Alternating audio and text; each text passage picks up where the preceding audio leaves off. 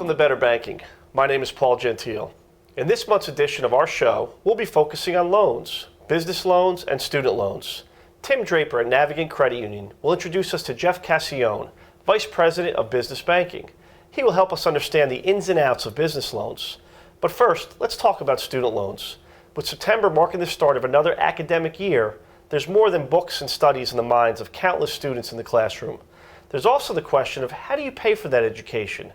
Well, to help us answer that question, I recently spoke with Vince Passione.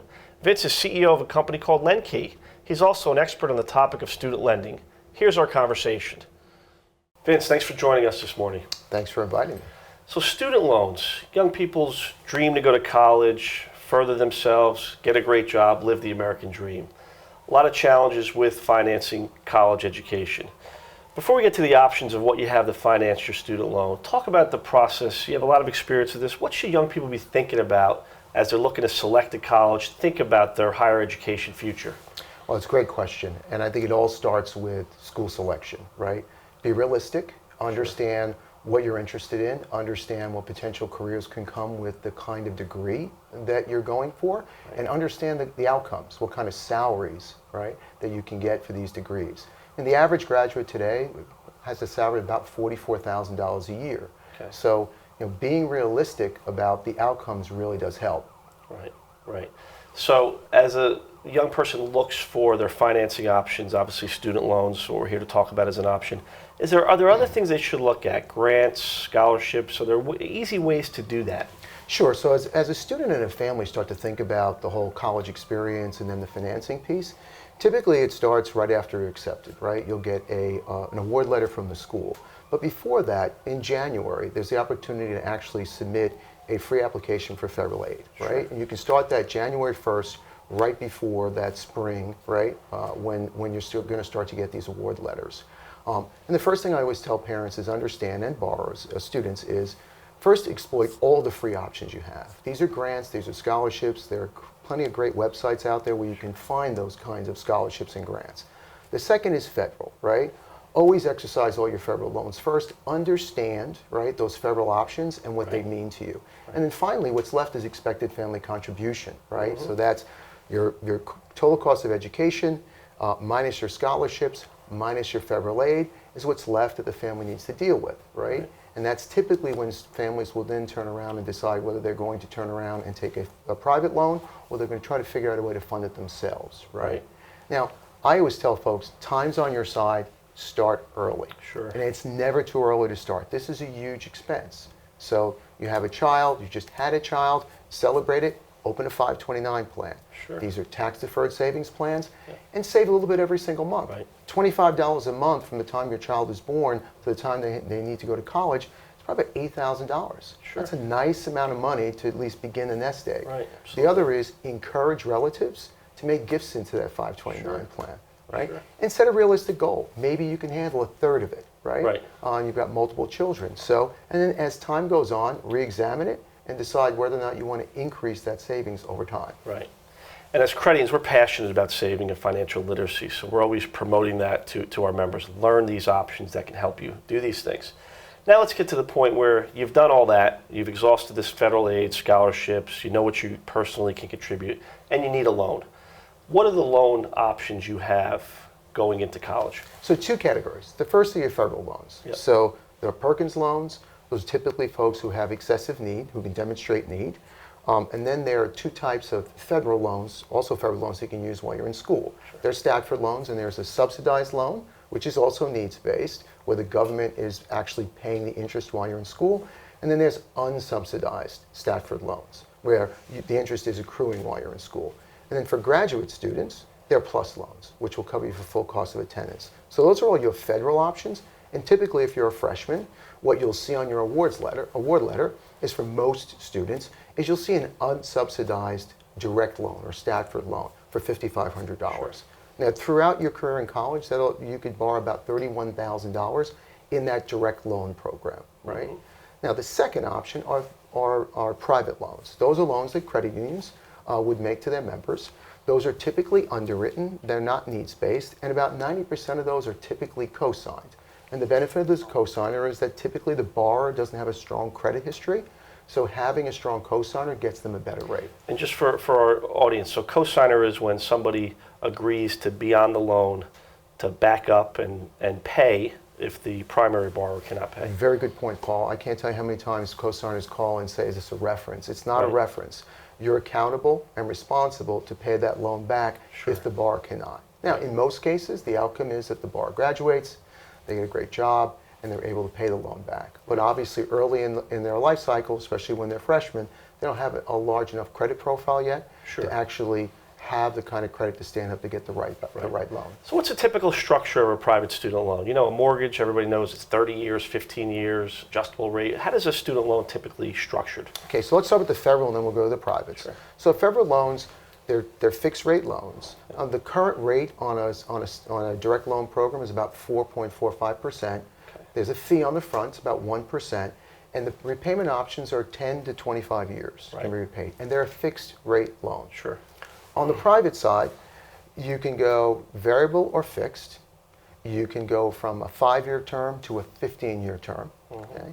And typically there's some borrower benefits that come with the loan. So ACH discount, which means that the lender is willing to drop the interest rate, typically by 1/4 percentage point, if you allow them to directly debit out of your checking account, which is Sure. something most people usually do. There are also things like forbearance in a private loan. So once the loan goes into repayment, if the borrower suffers a health issue or loses a job, there's an opportunity for them to stop paying the loan for a period of time or Right. lower the payment. And most of the lenders, most credit unions offer about 18 months of forbearance in 6-month increments. Right. Now, young person going to school, probably don't have a lot of income while they're in school. Are they making a payment while they're in school? Are these loans deferred until they graduate? So different private loan providers offer different options. Most of the credit unions who use our product offer the ability for the student to pay $25 when they're in school Right. or pay the interest on the loan. Let me tell you the benefits of that, right? The benefit is that either way, making a payment while you're in school is going to demonstrate and help you get some financial discipline. You know, we've all seen the headlines where a student graduates and doesn't understand how much they owe. Sure. The nice part about making that payment is every month you see a statement and you see how much you owe. The other benefit is that those payments go to pay down the interest. Right. So you are reducing the interest expense on the loan while you're in school. Sure. Now, once you graduate, you have all this debt, and you may have had a private student loan, a federal student loan. I know credit unions have begun to offer consolidation products or refinance products. What's the benefit of bringing multiple loans together into one? Is it rate? Is it payment? Is it ease of use? What are some of the things that make sense? It really depends on the borrower and their circumstances. Right. So some borrowers are looking for the opportunity to basically manage cash flow, so they want a lower payment. And they may be looking for an option to extend the term on the loan. Sure. Right? Others might be looking to reduce the interest expense on the loan over the life of the loan, so they might take a shorter term. They might opt for a fixed rate loan where you pay a premium to fix the rate versus a variable rate loan because they feel that they're going to pay the loan off early. So the process I tell people to usually go through is understand what your financial needs are. And before you make any big decisions financially, now that you know you got that great job and you got that great paycheck, is prioritize your payments first. So don't go out and get the car or commit to an apartment Sure. yet. Understand what you owe. Right. Then look at what you owe across your federal and your privates and make that decision. Is it a cash flow decision? Is it an interest expense decision? Right. Most of our credit unions who offer a refinance program are saving the borrower on their private loan and federal loans about 2 to 2.5%. So on an average loan of $50,000 outstanding debt, that's about a $10,000 savings in interest expense Sure. over the life of the loan. The other thing that's unique about our credit unions, they'll offer an interest-only pay for 4 years on the beginning of that loan. So if you took out a 15-year term Sure. refinance loan, for 4 years you only pay interest. So if you're in the kind of field, let's say you're a resident, you've got a medical degree, where you know your income is going to go up over time, and you're trying to manage a short-term cash flow problem, it's a very good option for you. So this is all great information for people to know. Finally, last question. We hear all the headlines about $1.4 trillion of student loan debt now exceeds credit card debt.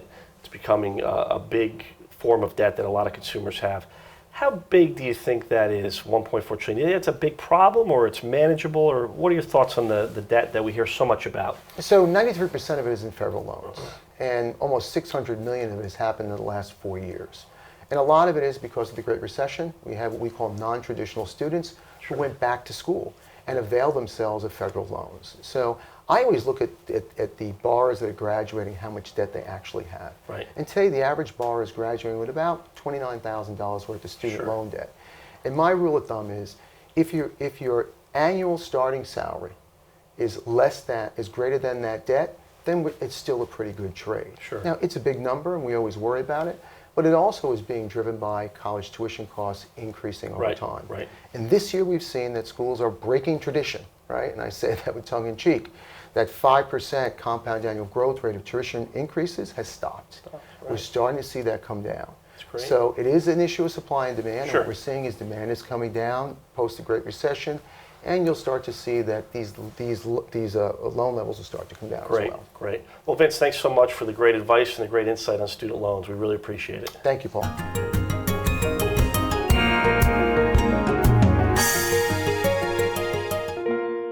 Family's important to me, and when I come to the credit union, they always know exactly what I need. It's like one-step shopping. You just come here and they know what your needs are. And the credit union, I feel like this is where I'm taken care of. Do you remember that show, Cheers, where everyone knows your name and you feel real comfortable in talking with them? That's what credit union is for me.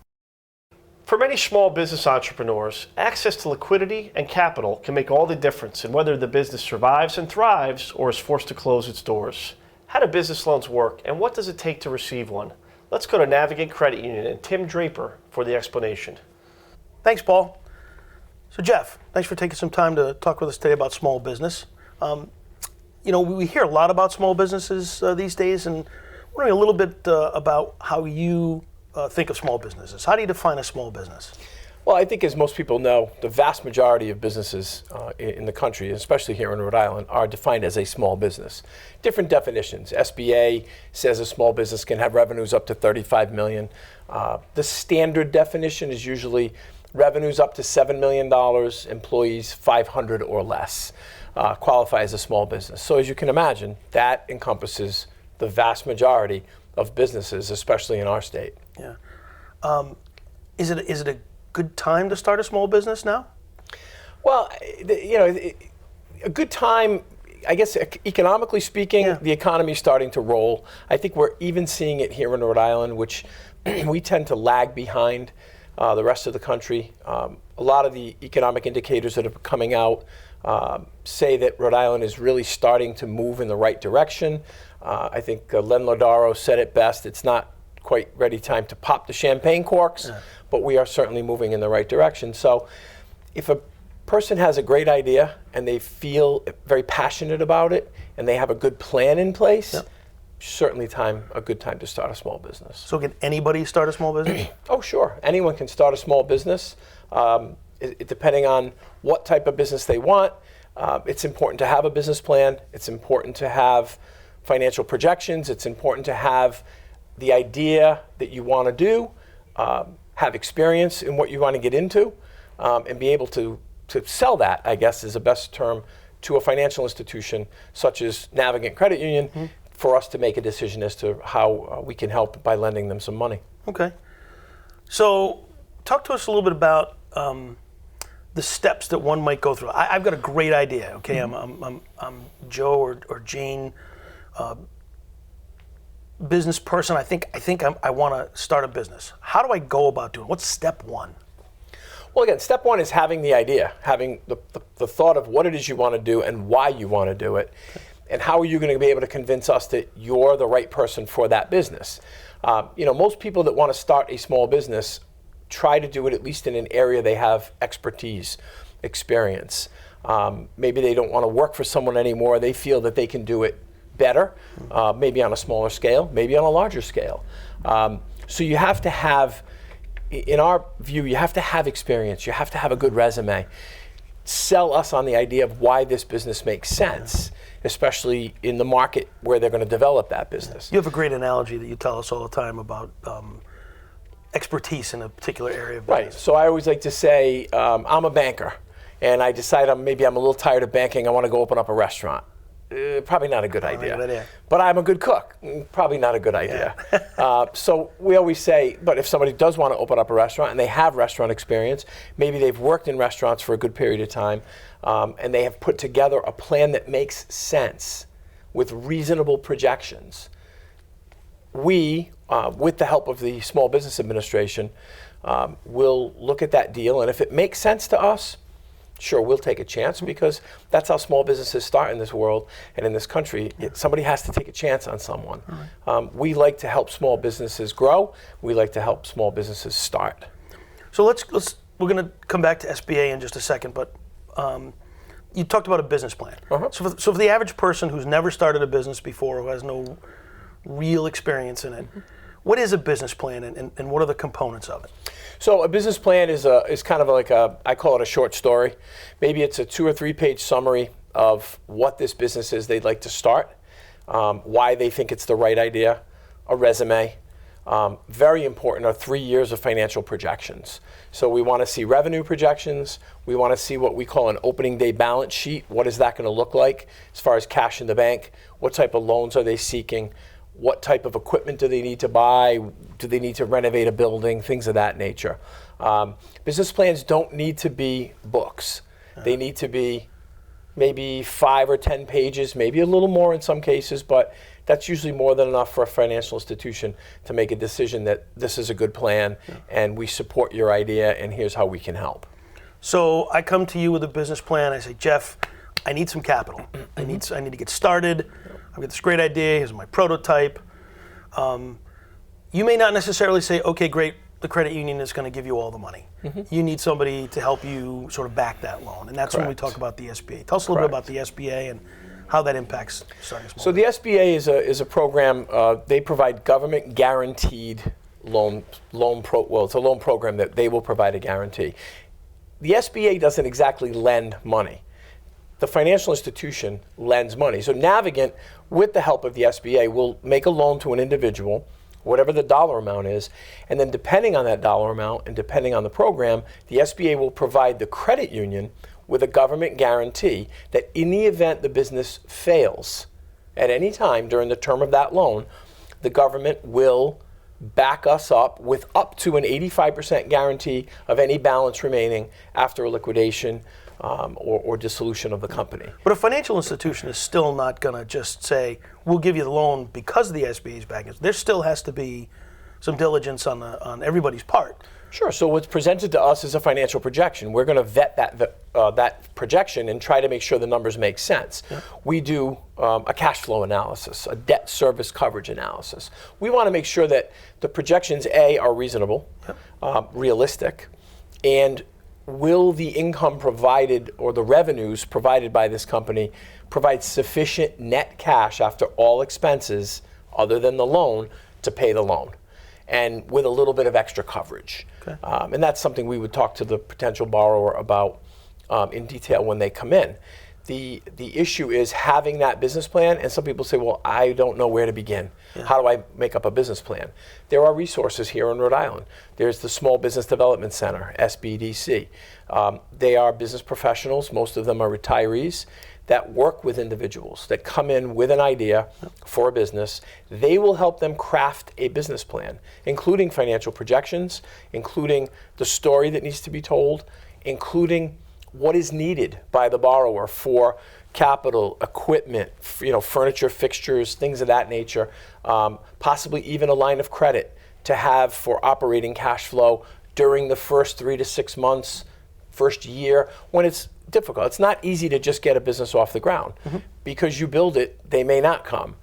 So you got to have some cash in the bank to get through those first operating cycles, depending on the type of business. Or if it's a retail business, you've got to bring customers in. So you need to spend a little money on marketing. You need to spend a little money on employees, wages and salaries that have to be, because you have to have people there to wait on people when they come in. So that's kind of an operating cash line of credit in some cases that we can provide as well. Now, do all credit unions offer business loans, or I wouldn't say all. I know there are several in Rhode Island that do. Yep. I think Navigant certainly leads the way as far as credit unions go when it comes to commercial lending and small business loans. Becoming a little more popular with credit unions to provide these business loans? I think so, sure. I mean, business loans can provide a better rate of return for the credit union. Okay. But they're more difficult to do, and they're more challenging, and there's certainly more risk. So we like to help small businesses get started, and I think we've been very, very good at it, especially over the last 4 or 5 years. So you're saying that credit unions are lending right now?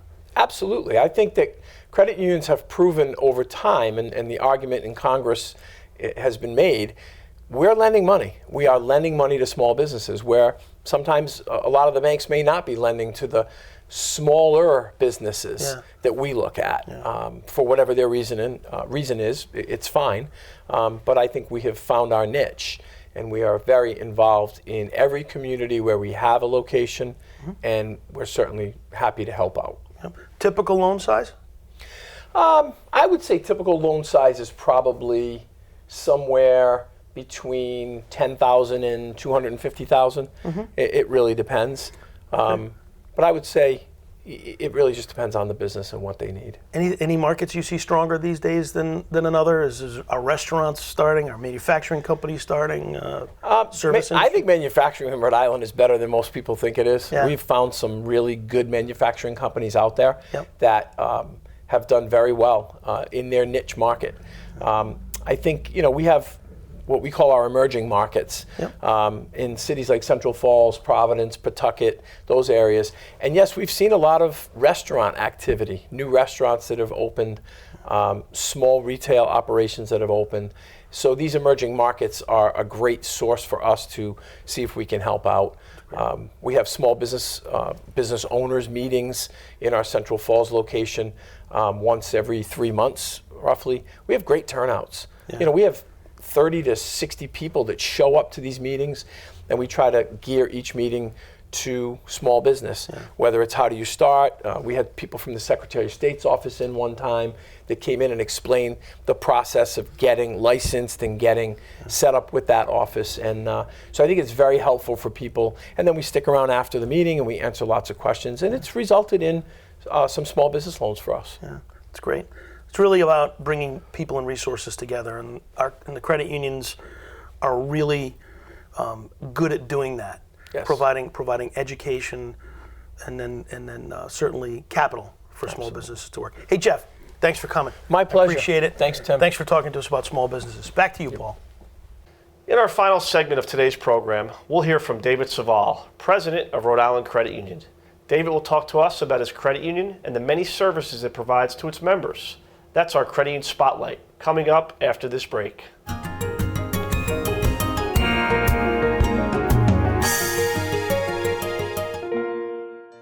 Rhode Island Credit Union, proudly serving its members since 1946. At Rhode Island Credit Union, we are not accountable to stockholders, we are accountable to you, our members.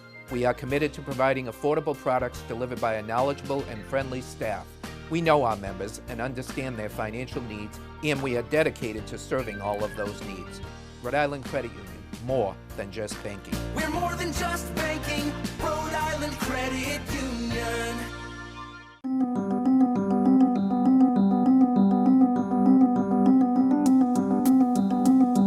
Back in 1946, state employees pooled their resources to help some poor state employee whose wife was very, very ill.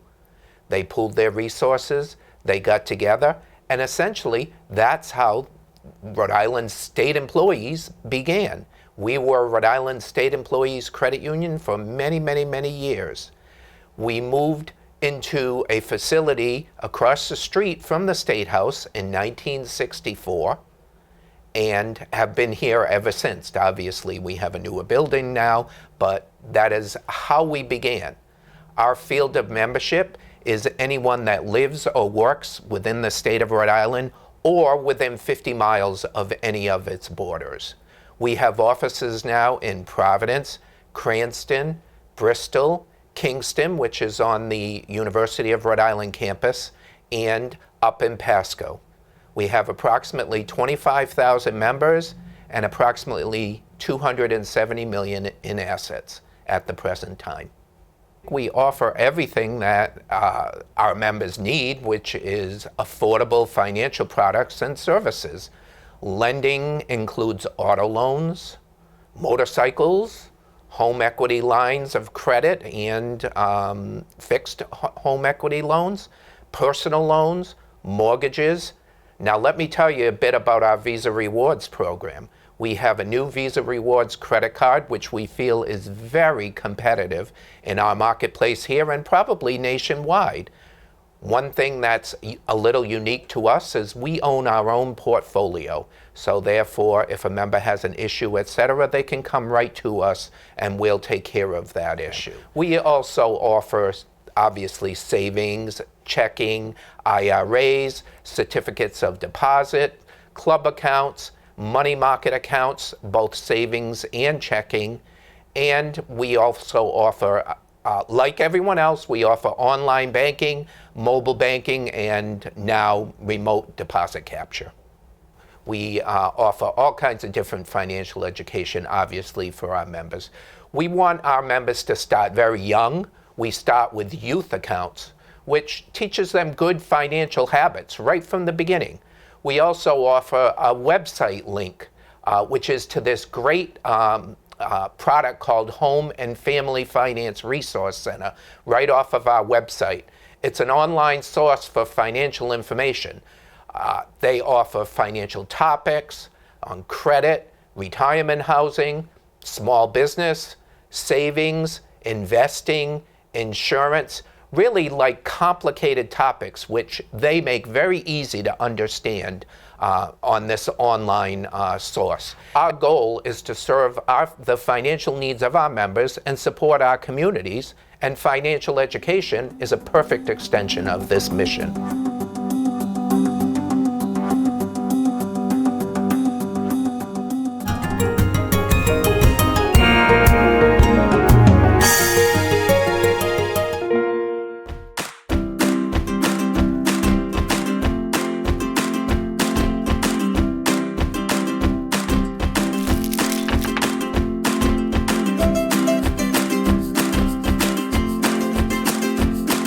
I love Navigant Credit Union.